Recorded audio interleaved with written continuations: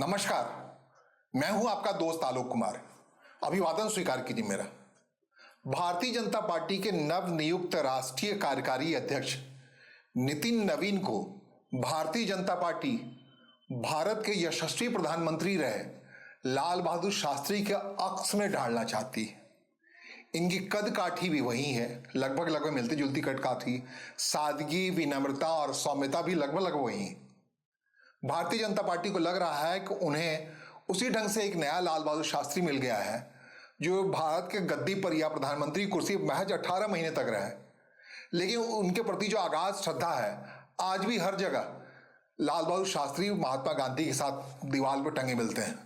उसके अलावा कौन प्रधानमंत्री बना कौन नहीं बना उसका कोई लेखा जोखा नहीं, लेकिन 18 महीने का जो कार्यकाल था लाल बहादुर शास्त्री का इतना शानदार था, या उनका राजनीतिक जीवन इतना शानदार था कि लोग अभी भी श्रद्धापूर्वक उनको टांग के रखते हैं दीवार पे। तो भारतीय जनता पार्टी चाहती है नितिन नवीन को उसी अक्स में ढाला जाए, लाल बहादुर शास्त्री के अक्स में डाला जाए।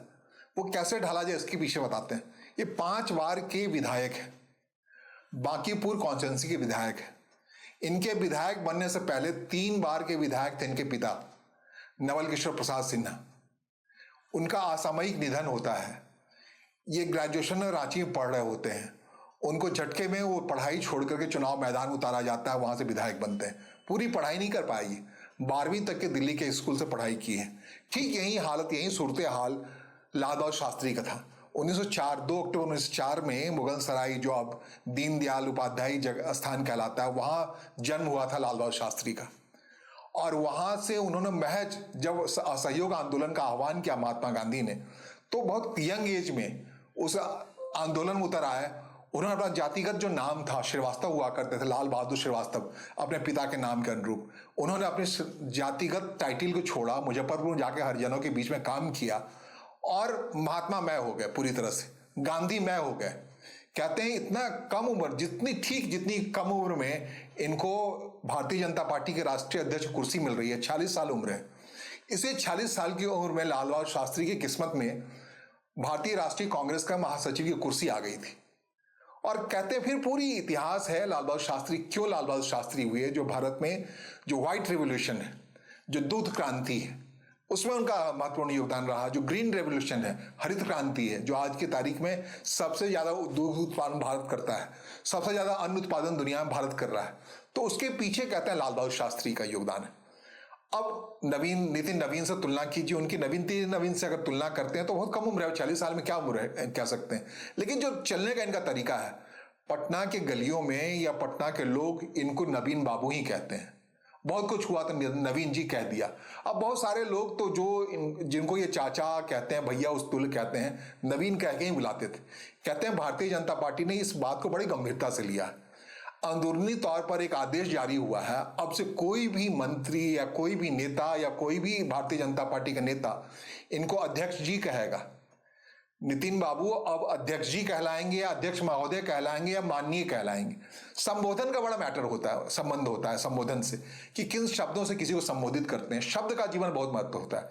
कहते हैं पिछले दिनों असम के मुख्यमंत्री हेमंत बिस्वा शर्मा ने कहीं पर सार्वजनिक जगह पे राष्ट्रीय अध्यक्ष, जो अभी राष्ट्रीय कार्यकारी अध्यक्ष हैं, जो 20 तारीख को राष्ट्रीय अध्यक्ष हो जाएंगे, उनको कह दिया सार्वजनिक स्थल पे नवीन बाबू। इस बात को केंद्रीय नेतृत्व ने बड़े गंभीरता से लिया, तुरंत स्ट्रक्चर किया कि आज की तारीख से अब कोई इनको नाम से नहीं पुकारेगा, पदनाम से पुकारा जाएगा या माननीय कहिए। लेकिन अब तक, जैसा कि मैं कह रहा हूं, 5 बार के विधायक हैं बिहार विधानसभा की, और अब तक जो इनका हनक राय, इनको विधायक जी भी लोग नहीं कहते हैं, एमएलए साहब भी नहीं कहते हैं। नितिन जी, नवीन जी कहते हैं। 2 बार के मंत्री रहे, इनको कोई मंत्री भी नहीं कहता। मैं अब तक जब तक अध्यक्ष नहीं बने तो उससे पहले की बात मैं कह रहा हूं। ये बाकी लोगों को जो इनके पिता के उम्र के, जैसा कि असामयिक निधन हो गया था इनके पिता का, नवीन किशोर प्रसाद सिन्हा जी का, वो भी 3 बार के विधायक थे और उनके बच्चे थे। तो बाकी जितने लोग हैं उस उम्र के, जैसे प्रधानमंत्री नरेंद्र मोदी उनके पिता के उम्र के हैं, या तमाम लोग जितने लोग हैं उस दौर के, सबको ये चाचा चाचा कह के संबोधित करते थे। और नहीं कुछ हुआ तो भैया कहते थे। सम्राट चौधरी जैसे व्यक्ति को भैया भैया कहते थे। सम्राट चौधरी बिहार के जब अध्यक्ष हुआ करते थे भारतीय जनता पार्टी के, तब उसके मातहत काम करते थे, या बिहार में बड़ा कद था सम्राट चौधरी का, जिनको भैया कहते थे। ऐसे तमाम लोगों को जो उम्र में इनसे बड़े, महज 46 साल की उम्र है, सबसे कम उम्र के भारतीय जनता पार्टी के अध्यक्ष बन रहे हैं ये। तो अपने उम्र से जितने बड़े उनको भैया कहना, पैर छूना, रविशंकर प्रसाद वगैरह को अपना गार्जियन कहना, ये सारी चीजें एक व्यवहार में था। लेकिन जब से ये 16 दिसंबर से जब से इनको भारतीय जनता पार्टी का राष्ट्रीय कार्यकारी अध्यक्ष बनाया गया है, तब से इनकी कद काठी इतनी ऊंची हो गई है। भारतीय जनता पार्टी को महसूस होता है कि अगर रविशंकर प्रसाद या ऐसे कोई व्यक्ति, उस उम्र के व्यक्ति खुद को नितिन नवीन का गार्जियन कहते रहे, तो फिर इस पद की कोई गरिमा नहीं बचेगी। तो इसलिए इंस्ट्रक्शन आया है सबको, जिनको ये चाचा कहते थे, कई लोग भतीजा इधर आइए, किसी को बाबू इधर आओ, ये सारे तरीके थे, सब सारे संबोधन के तरीके को खारिज किया गया। क्यों खारिज किया गया? कि जिस दिन लगता है इस परिकल्पना में आया होगा कि नितिन नवीन भारतीय जनता पार्टी के भावी अध्यक्ष हो सकते हैं, उसी दिन उस अक्स को देखा गया होगा। किस ढंग से लाल बहादुर शास्त्री उसी उम्र के में थे, और कहते हैं उनकी सादगी भी यही गजब की थी, उनकी विनम्रता और सौम्यता भी इसी कदकाठी की थी। 5 बार का विधायक बड़ा सरल हो, सवाल सा होगा, ये असंभव सा है। 1 बार का विधायक कोई बनता तड़ जाता है, या छोड़िए उसके अलावा कोई विधायक का पुत्र भी हो इतना सरल और सौम्य हो, ये असंभव सी बात है। विधायक का पुत्र वगैरह तो ऐसे ही सड़क पे घूमता रहता है। भाई एमएलए का बेटा होना ही अपने आप में परवरिश में बहुत सारे दोष आ जाते हैं। उसके जो अपना अहंकार होता है, खास कर बिहार का पानी अगर हो, तो बिहार का पानी पीने के बावजूद, या बिहार के एमएलए का बेटा भी अगर उतना ही सौम्य और सरल और साधारण तरीके से लोगों से मिलजुल रहा है, खुद को सार्वजनिक मंचों से कह रहा है कि हमारा चाचा है, मेरे गार्जियन है, ये सबको एक तो नितिन नवीन से कहवाना बंद करवाया गया है। और पहले कहा गया कि अपने बारे में आप अपना ही संबोधन ठीक कीजिए, अपना ही आचार विचार ठीक कीजिए। लेकिन कितना ठीक कीजिए, ये खतरा तो रहता ही है। जिस ढंग से हक्कद काठी है, उसके बगल में सम्राट चौधरी चल रहे हैं। सम्राट चौधरी हमेशा से बड़ा भाई दिखेंगे, लेकिन बड़ा भाई क्या दिखेंगे? अर्जुन या युधिष्ठिर के बड़े भाई थोड़ी भीम थे। भीम कद काठी में बड़े थे, लेकिन युधिष्ठिर तो बड़ा भाई था। इन सारी परिकल्पनाओं को लेकर के कैरी फॉरवर्ड किया गया, और पूरी कोशिश है कि नितिन नवीन को लाल बहादुर शास्त्री का अक्स में उतार दिया जाए। लाल बहादुर शास्त्री का जिक्र इसलिए बार बार कह रहा हूं कि जातिगत भी साम्यता है दोनों में। और दूसरी बड़ी बात, लाल बहादुर शास्त्री बहुत बड़े थे, जैसा कि हमने कहा। कहते हैं 2 बार उनके कार्यकाल में रेल मंत्री थे जब लाल बहादुर शास्त्री जवाहरलाल नेहरू के मंत्रिमंडल में, तो 2 एक्सीडेंट हुआ। पहली बार के एक्सीडेंट में उन्होंने इस्तीफा दिया, पंडित नेहरू मना कर गए कि नहीं, आप जैसा योग्य व्यक्ति नहीं है। फिर कुछ 2.5 महीने के अंदर दूसरा एक्सीडेंट हो गया। इस बार अड़ गए लाल बहादुर शास्त्री कि नहीं, मैं इस्तीफा दूंगा। तो कहते हैं भारतीय राजनीति के पहले ऐसे शख्स हुए, ऐसे मंत्री हुए, कैबिनेट मंत्री, जिन्होंने जबरन इस्तीफा दे दिया, कबूल करवा लिया। यही वजह थी कि जब आकस्मिक निधन हुआ पंडित जवाहरलाल नेहरू का 1964 में, तो उस समय के कामराज अखिल भारतीय कांग्रेस पार्टी के अध्यक्ष हुआ करते थे। उन्होंने तय किया कि लाल बहादुर शास्त्री जो सौम्य व्यवहार के हैं, सरल व्यवहार के हैं, उन्हीं को प्रधानमंत्री कुर्सी मिली। जबकि उस समय उस रेस में इंदिरा गांधी खुद मौजूद थी, उस रेस में मोरारजी देसाई मौजूद थे। उन सब की उपेक्षा करके एक सरल साधारण व्यक्ति को, लाल बहादुर शास्त्री के व्यक्ति को, जो सबसे सरल पहुंच वाला व्यक्ति था, सबके लिए खुला रहता जिसका दरवाजा, उसे ला करके अध्यक्ष या प्रधानमंत्री कुर्सी सौंप दी। भारतीय जनता पार्टी 2014 के बाद से जिस ढंग से उभार पर है, ऊंचाई पर है, उस समय उस भारतीय जनता पार्टी का एक सामान्य व्यवहार करने वाले व्यक्ति को, सादगी भरे व्यक्ति को राष्ट्रीय अध्यक्ष बना दिया जा रहा है। ये अपने आप में बड़ी बात है। लगभग उसी की प्रतिकृति है। लाल बहादुर शास्त्री और नितिन नवीन के प्रतिक्रिया एक साथ आप देख सकते हैं। ठीक ऐसा ही फैसला लिया होगा उस दौर में, लाल बहादुर शास्त्री के दौर में, या स्वतंत्रता आंदोलन दौर में महात्मा गांधी ने या फिर जवाहरलाल नेहरू ने, कि किस ढंग से शास्त्री को आगे बढ़ाया जाए। शास्त्री में जो बहुत सारे गुण दिखे थे, ठीक यही दौर है जिस समय कह रहे हैं प्रधानमंत्री के विकल्प की बात हो रही है। प्रधानमंत्री कुर्सी पर नरेंद्र मोदी के बाद आखिर कौन, जब इसकी चर्चा हो रही है, उस दौर में बिल्कुल बिहार के कोने में बैठे इनफैक्ट ये कहते वहां मंत्री थे 2 बार के, नितिन नवीन 2 बार के नीतीश कुमार के मंत्रिमंडल में मंत्री थे, जो कि मंत्री पद से इन्होंने अभी इस्तीफा दिया है राष्ट्रीय अध्यक्ष बनने के बाद।